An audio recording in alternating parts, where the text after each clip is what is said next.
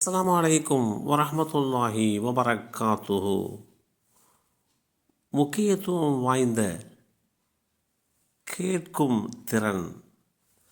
அல்லாஹுடைய தூதர் ஸல்லல்லாஹு அலைஹி வஸல்லம் அவர்கள் கூறினார்கள், இறந்தவரை மண்ணறைக்குள் வைத்து அடக்கம் செய்துவிட்டு மக்கள் திரும்பிச் செல்லும்போது அவர்களின் காலணி ஓசையை இறந்தவர் செவியேற்பார்.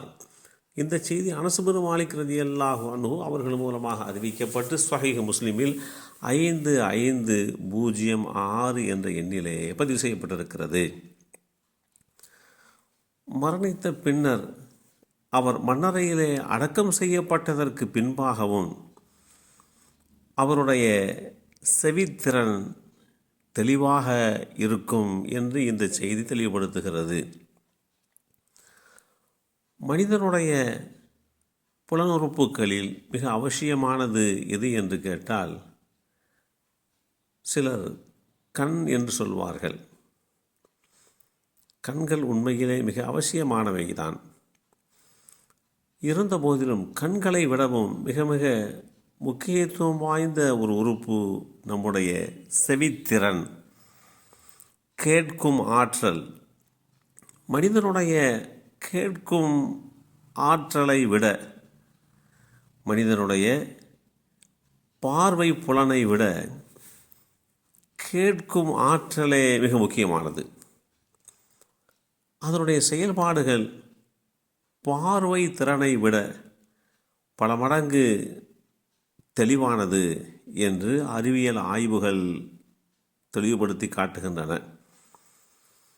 பார்வையை விட கேட்கும் திறன் ஒரு மனிதனுக்கு மிக முக்கியம் என்று அந்த ஆய்வுகள் தெளிவுபடுத்துகிறது.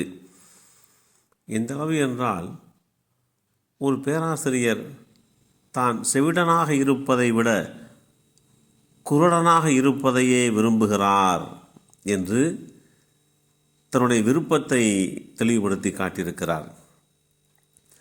அந்த அளவு செவிப்புலன் மிக முக்கியமான ஒன்றாகும். பார்வை இழந்த ஒருவரால் நன்றாக பேச முடியும். ஆனால் செவிப்புலனை சிறுவயதிலேயே இழந்துவிட்ட குழந்தை வளரும்போது பேசவும் இயலாமல் வளர்வதை காண முடியும். கேட்கும் திறன் இல்லாவிட்டால் பேச்சாற்றல் தானாகவே இல்லாது போய்விடும். நாம் ஒரு அறைக்குள் இருந்தால் நமது பார்வை அந்த அறை சுவர்களுக்குள் வரையறுக்கப்பட்டு விடுகின்றது.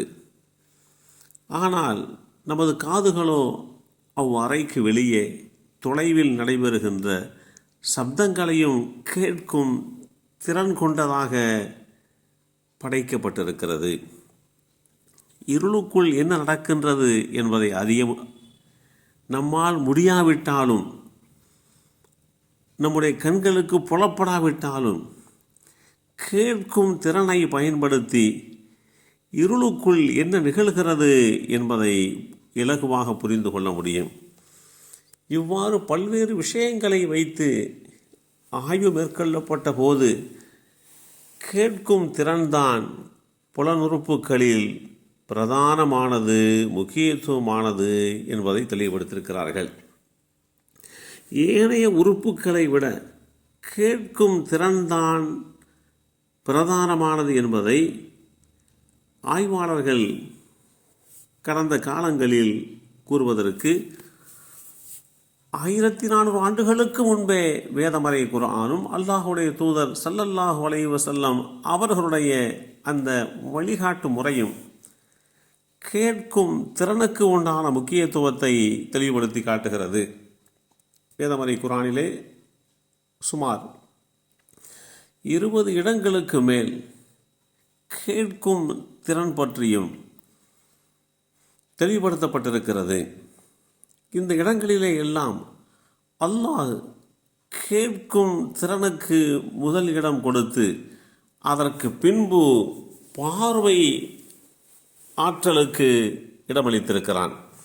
அதனால்தான் தனது படைப்பாகிய மனிதனுடைய புலன்களில் கேட்கும் திறன் முக்கியத்துவம் வாய்ந்தது என்கின்ற அடிப்படையிலே அல்லாஹ் தன்னை பற்றி கூறும்போது கேட்கும் திறனையே முதன்மைப்படுத்தி தெளிவுபடுத்திய செய்திகளையும் வேதமறை குர்ஆன் தெளிவுபடுத்தி காட்டுகிறது.